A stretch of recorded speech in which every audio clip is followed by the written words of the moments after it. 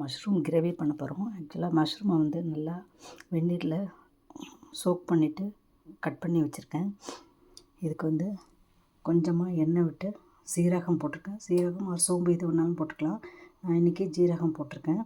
இதுக்கு வந்து ஒரு இந்த ஷாலட் வெங்காயம் ஒன்று நறுக்கி வச்சுருக்கேன். ஒரு ஹாஃப் தக்காளி. இதை ஃபஸ்ட்டு நல்லா வதக்கிக்கணும். இப்போ வெங்காயம் தக்காளி கொஞ்சம் ஹாஃப் குக் ஆகிடுச்சு.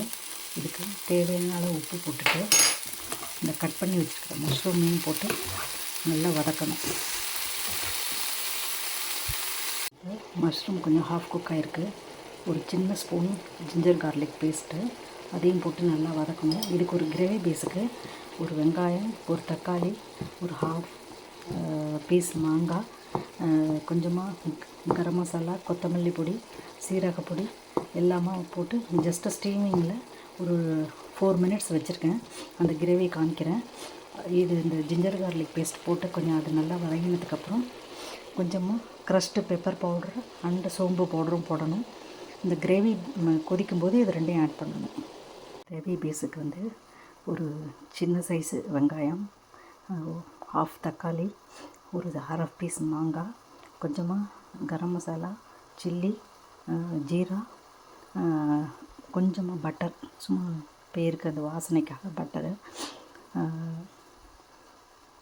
இதெல்லாம் போட்டு கொஞ்சம் லைட்டாக ஸ்டீம் பண்ணி வச்சுருக்கேன். தோல் எடுத்த பாதாம் ஒரு 6 ஊற வச்சுருக்கேன். கொஞ்சமாக வந்து இதை விட்டு அரைக்கிறதுக்கு தேங்காய் பால், இது வந்து ஃபேட் இல்லாத தேங்காய் பால், அது எல்லாத்தையுமே போட்டு அரைச்சி ஒரு கிரேவி பேஸ் பண்ண போகிறோம்.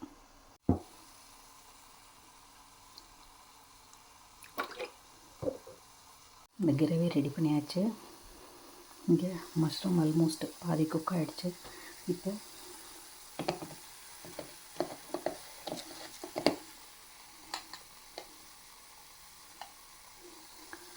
கொஞ்சமாக சோம்பு பொடி, pepper paste, pepper crushed pepper, கொஞ்சமாக சாஃப்ரான் போடுறேன், நல்லாயிருக்கும் பார்க்குறதுக்கு. இந்த அரைச்ச இதையும் விட்டு ஒரு 2 மினிட்ஸ் கொதிக்க விடும்.